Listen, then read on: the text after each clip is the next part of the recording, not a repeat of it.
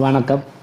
அதாவது ஜனனி சின்ன சவிக்கியமாம் வர்த்தனிகுல சம்பந்தமாம் பதைபூர்வ புண்ணிய நாம் லிக்கியதே ஜென்மபத் ஹரியோம் நம்ம பகவதே காளி பத்திரகாளி ராரா வாவா அட்டம்பேதம் குறுக்கம்பட்டு சிவாய் நம்ம குருவாய் வருவாய் அருள்வாய் குகனை போட்டி. காலபுருஷ சக்கரத்தில் விருச்சக ராசி 8வது ராசிக்கு 8வது ராசி மேசத்துலேருந்து எண்ணிட்டு வந்தோம்னா 8வது ராசியாக வரும். 1வது ராசி செவ்வாய், 8வது ராசி செவ்வாய் காலபுருஷ சக்கரத்துக்கு.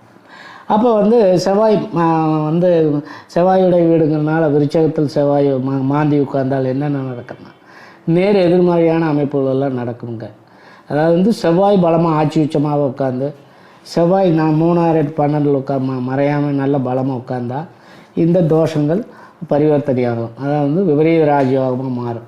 இப்போ மாந்தி அப்படிங்கிற விருச்சகத்தில் உட்காந்து செவ்வாய் ஆட்சி உச்சமாக உட்காந்தா இவன் பெரிய அரசியல்வாதி ஆயிடுவானுங்க, பெரிய லெவலில் பாப்புலாரிட்டி ஆவான், பெரிய அது பிரச்சனையும் மாறும், அவன் நீதிமானாக மாறுவான்.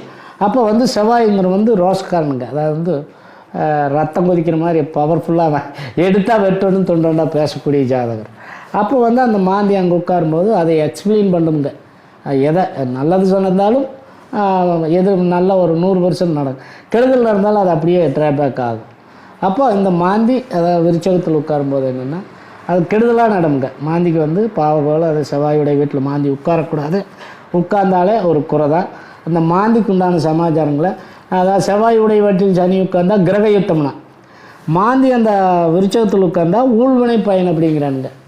அதாவது என்னங்கன்னா முன்னோரனுடைய பாவதோஷத்தில் அவங்க போன ஜென்ம கர்மாவனுடைய பலன் தான் மாந்தி விருச்சகத்தில் உட்கார்றாரு. அப்போ போன ஜென்மத்தினுடைய தொடர்புகள் அந்த விருச்சகத்துக்கு உண்டு, அந்த கர்மாவில் உண்டு. விருச்சகம்னாவே ரியலாகவே என்னங்கன்னா அனுசம் சனியுடைய சாரம், அதாவது விஷாகம் அதாவது ஏதோ ஒரு பவர்ஃபுல்லாக கேட்டை.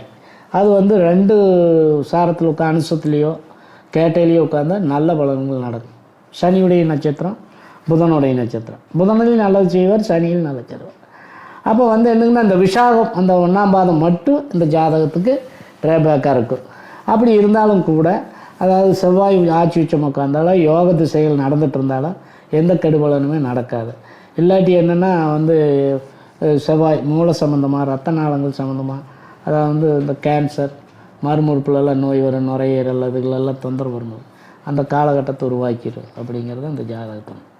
அதுக்குண்டான பலாபலன்கள் சொல்லி விருச்சிக ராசி நேயர்களெல்லாம் விருச்சிக லக்ன நேயர்களெல்லாம் ஜோசியரை கான்டாக்ட் பண்ணி ஜோசியர் செல் நம்பர் கான்டாக்ட் பண்ணி அதாவது இதுகளை தீர்வு எடுக்கிறது ரொம்ப நல்லது.